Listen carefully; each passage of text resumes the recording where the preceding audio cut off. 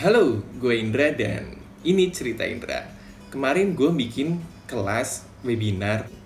Temanya adalah jurus penangkal segala masalah. Sebelum lanjut, jangan lupa untuk subscribe ya dan nyalain loncengnya untuk notifikasi. Oke, lanjut Gan. Nah, jurus-jurus ini pola yang gue dapatkan selama 10 tahun gue bekerja. Sales marketing B2B, gue menemuin pola nih gitu. Pola gue ngerasa kegagalan itu ada polanya dan berhasil juga ada polanya. Oke, jadi agendanya apa aja? Yang pertama itu cerita pendek tentang Helmi, terus Super Mario Effect, tahapan dalam menyelesaikan masalah, bagaimana detailnya, lalu evolusi dari si Helmi, cerita Indra, dan apa aja jurusnya. Pernah nggak sih di kerjaan atau bisnis yang lagi lu lakukan, mau nggak mau harus menerima tantangan yang sebenarnya lu belum yakin bisa ngerjainnya? Seringkali di-challenge hal-hal yang mungkin sebenarnya kita baru akan belajar nanti gitu kan, eksekusi tugas. Nah, ketika dikasih challenge, kendalanya pasti kita akan banyak menemui banyak tantangan ya untuk menyelesaikannya ketika untuk eksekusi tugas, apalagi kalau yang awal-awal kerja gitu. Nah, pasti akan nemuin kendala untuk menyelesaikannya. Nah, kadang tuh mentok tuh kayak gitu. Waktu awal-awal karena si Helmi ini waktu itu masih pemalu untuk nanya-nanya ke senior, ke teman, akhirnya mentok nih, gagal.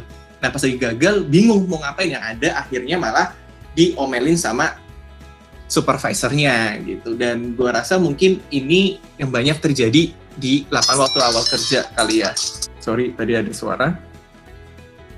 Nah, gue pengen share nih mengenai Super Mario Effect dan hal yang terjadi sebelumnya ketika menghadapi masalah. Banyak ketika menghadapi masalah, itu akhirnya down.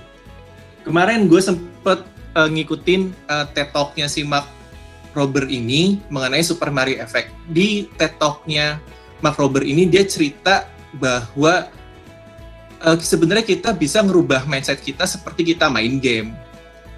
Contoh seperti Mario Bros lah yang dia contohkan gitu. Oh iya, sebelumnya Mark Rober ini siapa? Dia YouTuber yang dulunya juga pernah jadi engineer-nya NASA. Sekarang fokus ke YouTuber dan sharing tentang productivity sama self-development. Nah, dia cerita di TED Talk mengenai Super Mario Effect. Sebenarnya gimana sih kita men-switch mindset kita ketika ada masalah? Contohnya, ya dia menganalogikannya seperti main Mario Bros. Pasti kalian udah pernah main semua kan ya, Mario Bros. Ya kayak gue waktu kecil juga gue main juga Mario Bros. Gue seneng banget. Dan pas lagi kita kecil, pasti kita fokusnya itu gimana caranya bisa menyelamatkan si princess-nya gitu di istana untuk ngalahin si raja terakhirnya. Bahkan kadang ada shortcut-shortcutnya gitu. Ketika menghadapi kendala, tahu-tahu dimakan itu sama si apa sih itu namanya tumbuhannya itu, terus tahu-tahu mati gitu. Atau keseruduk sama kura-kura atau musuh-musuhnya terus mati, atau jatuh terus mati. Ya kita gak ada ngerasa, wah gagal nih. Kita senang aja, abis itu oke, kita ulangin lagi terus dengan cara yang lain. Oh kemarin tadi habis melakukan yang strategi yang A, ternyata nggak cocok tuh gitu. Oke, kita coba lagi dengan cara-cara yang lain sampai akhirnya kita kadang menemukan ruang-ruang rahasia untuk mendapatkan hasil yang lebih bagus gitu. Nah, si Mark Rober ini dia menceritakan fokus terhadap tujuan gitu. Terus nikmatin prosesnya seperti kita bermain game.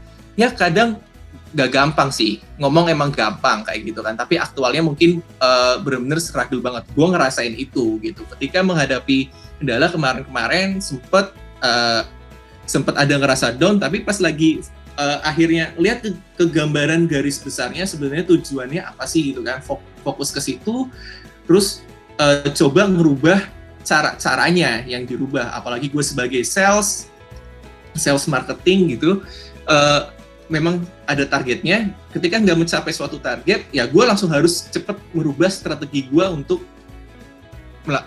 fokus ke tujuannya gitu. Ya intinya kalau seperti Mario Bros, jika jatuh ke dalam lubang, belajar dari kesalahannya dan perbaiki dengan cara yang baru, cari cara yang baru. Nah, dari beberapa tahun gue kerja ini, gue nemu ada polanya nih, gitu. Bukan nemu ya, gue ngikutin beberapa dan baca buku lagi, ini ada yang gue simpulkan gitu, ada tahapannya dalam menyelesaikan masalah. Yang pertama, kita belajar gitu, belajar menemukan solusinya ini seperti apa gitu, untuk mencapai tujuannya. Nah, ketika kita belajar dan mencoba dan dilakukan implementasikan dari apa yang kita pelajarin dan ternyata nggak sesuai, ya langsung kita unlearn strategi A-nya dan kita langsung relearn strategi keduanya gitu, dan begitu juga seterusnya gitu. Selalu lakukan iterasi sampai akhirnya sampai ke tujuannya gitu. Nah, ini pola yang gue dapet selama gue kerja, dan pas lagi gue analisa sebenarnya polanya ini aja sih sebenarnya. Tapi gimana sih detailnya? Nah, pentingnya ini ketika kita untuk dalam tahapan belajar dan pencarian menyelesaikan permasalahannya, fokus yang pertama kita lakukan cari sumbernya gitu. Pertama, sumber masalahnya apa gitu kan, atau tujuannya seperti apa, sumber untuk mencari jawabannya gitu, bukan cuma fokus ke masalahnya tapi jawabannya ini apa nih. Nah, bisa bertanya ke senior gitu kan, misal kalau gue tanya ke teman-teman atau rekan kerja yang pernah mengalami hal yang sama kayak gitu, terus atau bisa ke buku, cari e-booknya atau gimana gitu kan, terus juga setelah itu refleksikan ke diri gitu kan, karena dengan kita pintar memilih sumber yang tepat, outputnya juga pasti akan oke. Tapi perlu direfleksikan ke diri sendiri, sebenarnya ini oke apa enggak sih strategi yang akan gue pakai. Tapi nggak akan tahu sebelum divalidasi dan diimplementasikan gitu. Nah, ini sebenarnya akan diiterasi terus-menerus, dicoba terus-menerus sih, seperti itu. Nah, pentingnya juga ada critical thinking di sini sih, ketika merefleksikan ke dalam diri dari sumber yang kita dapat gitu. Jangan sampai kita malah dapatnya dari sumber yang malah menjerumuskan, dan itu memang harus hati-hati banget juga sih kayak gitu. Tapi dari sumber yang paling tepat sebenarnya menanyakan ke orang yang sudah menyelesaikan permasalahannya. Kadang kita nggak berani nanya nih, awal-awal gue kayak gitu, gak berani nanya ke senior. Waktu awal-awal gue kerja sebagai sales marketing, ada senior yang gue di challenge untuk area A misal seperti itu, dan di situ sebenarnya sudah ada senior ke situ. Awal-awal gue nggak berani nanya, padahal tanya mah tinggal tanya aja kayak gitu kan. Dan tapi juga kita harus belajar nih cara nanya yang baik seperti apa, dan itu memang ada strateginya gitu, dan perlunya memang kita belajar critical thinking dan menjadi pendengar yang baik kayak gitu sih. Nah, ketika sudah mempelajari learn terus dan kita menemukan strategi, gimana caranya kita menentukan ini oke apa enggak, dan menentukan limitnya itu gimana sih untuk kita bisa unlearn-nya itu gitu. Nah, balik lagi ke awal seperti yang ketika di Mario Bros Super Mario Effect itu, fokus ke tujuannya dulu nih gitu kan. Nah, tujuannya apa gitu, lalu tentukan waktu, tentukan timeline-nya gitu kan, timeline-nya seperti apa. Kita misal punya waktu untuk suatu project selama 3 bulan gitu kan, dengan KPI yang A, B, C seperti itu. Nah, dibagi kalau bisa timeline diperkecil lagi dari 3 bulan, sebulan sudah melakukan apa, 2 bulan apa, 3 bulan apa ya. Nah, tentukan itu, terus lihat hasilnya, diiterasi terus-menerus. Jika hasilnya oke, dilanjutkan dengan strategi A gitu kan. Kalau nggak sesuai dengan apa yang diharapkan, iterasi balik ke relearn lagi, balik ke yang sebelumnya gitu kan. Cari sumber yang lain, direfleksikan diri gitu kan, validasi dan implementasikan. Sampai sini ada yang mau ditanyain nggak ya? Boleh loh. Gue ngomong terlalu cepat apa enggak ya? Pas bro, pas. Lanjut. Oke. Nah, Opa Einstein nih pernah bilang gitu, melakukan hal yang sama terus-menerus dan mengharapkan hasil yang berbeda itu ya kegilaan sih, nggak mungkin terjadi kayak gitu. Lu pengen simsalabim, prok, ada apa kayak gitu kan? Pasti kita melakukan hal yang, kalau mau mendapatkan hal yang berbeda, kita harus melakukan hal yang berbeda gitu. Pentingnya sih di sini kayak gitu. Makanya penting kalau menurut gue itu menentukan tenggat waktu di sini sih, tentukan waktunya. Nah, gue sebelumnya pernah ngerasa, wah gue udah melakukan banyak hal nih, gue udah spend waktu banyak di sini, tapi kok hasilnya nggak maju-maju ya, nggak sesuai dengan apa yang diharapkan. Nah, penting di sini juga menekan ego sih gitu, dan fokus ke tujuannya gitu, pengen menyelesaikan problemnya atau projectnya ini kan dengan baik, dan memang harus menekan ego, dan ini gue juga masih belajar di situ. Nah, bagaimana menentukan waktunya? Di sini yang gue lakukan sih bukan melakukan to-do list ya, bukan bikin to-do list, tapi gue bikin make-do list. Kalau to-do list berarti memang yang harus dilakukan kan, kayak gitu. Atau tulis semua terus pengen dilakuin semuanya. Nah, kalau gue tulis make-do list untuk memisahkan atau memprioritaskan mana aja yang gue lakukan terlebih dahulu gitu. Awal gue lakukan semua yang pengen gue lakukan, atau mungkin bisa gue lakukan, atau project list-nya apa aja gitu kan, ABCD-nya atau strateginya apa aja didetailkan di situ, terus lalu pisahkan, prioritaskan. Kalau gue sesuai dengan diagram impact sama effort gitu. Gimana caranya? Tulis dulu nih semua apa yang misal kalau ini di suatu project gitu kan, atau lu lagi ada masalah, problem gitu, tulis kira-kira apa yang bisa dilakukan terlebih dahulu nih, semua ditulis di situ. Misal kalau gue lagi bikin YouTube sekarang, tulis apa aja nih tema-temanya, dari bola, dari akuarium, atau lagi untuk yang self development, productivity, terus dibagi mana yang kira-kira low effort tapi impact-nya paling tinggi nih, tempelin dulu di situ gitu kan.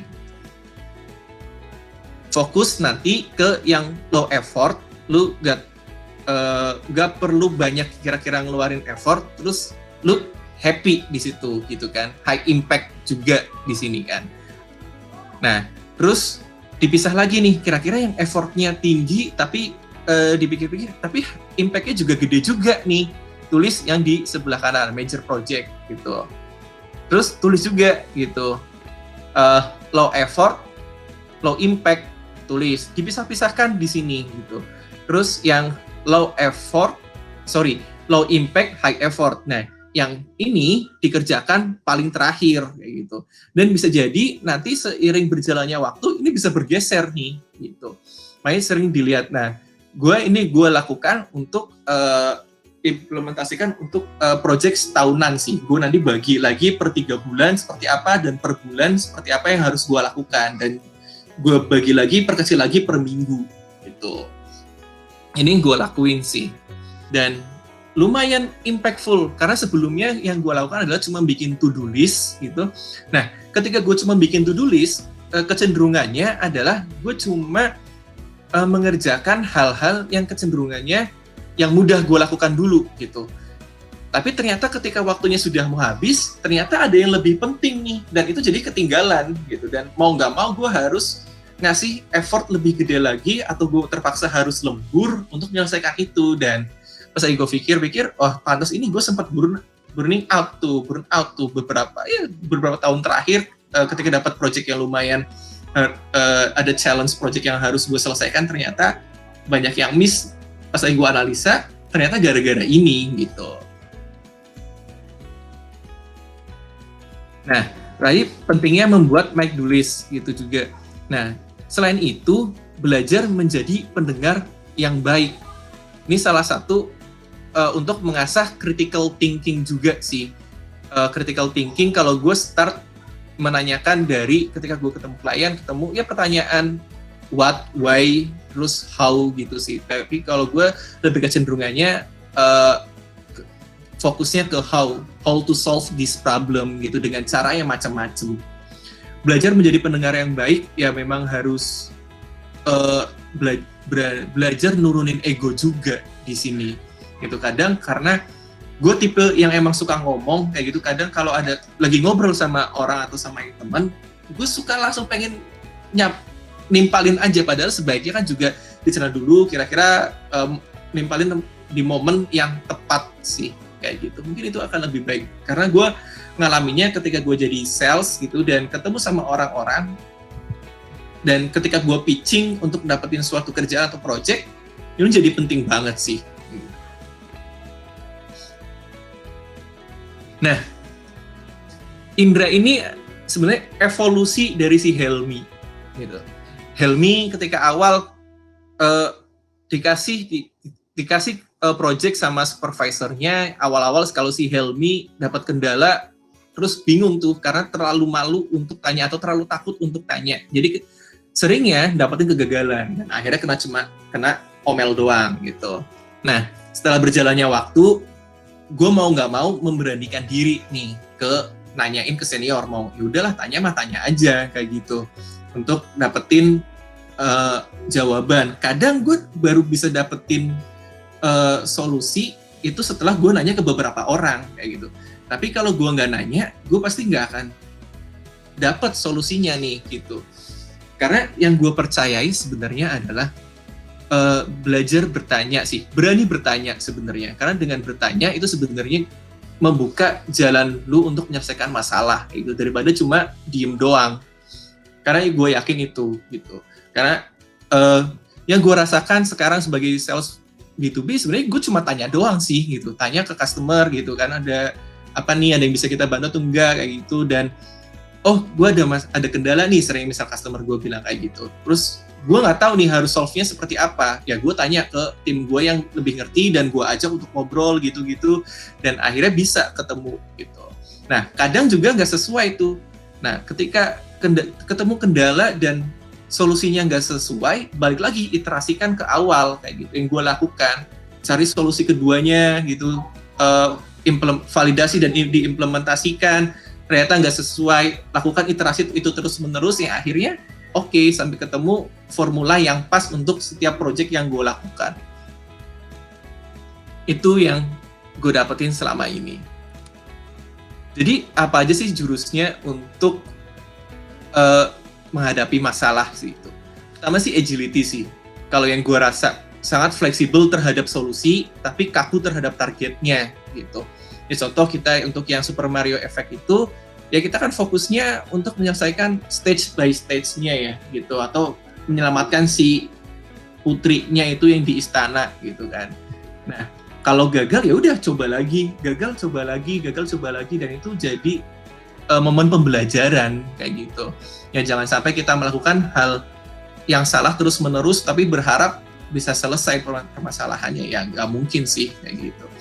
Terus gue juga belajar bahwa critical thinking itu sangat dibutuhkan banget sih kalau kita mau menjadi pribadi yang lebih baik gitu, entah di kehidupan pribadi atau di dunia kerjaan gitu.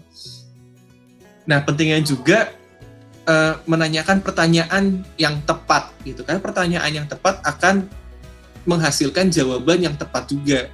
Nah, ini memang harus belajar dengan pengalaman sih, pengalaman terus-menerus yang nanti pasti akan keasah dengan sendirinya. Ya intinya berani bertanya dulu aja, kayak gitu. Itu yang gue dapetin, karena menurut gue nggak ada pertanyaan yang bodoh, kayak gitu. Terus belajar menjadi problem solver yang baik. Oke, kalau kelas gue sementara itu dulu aja. Ada pertanyaan?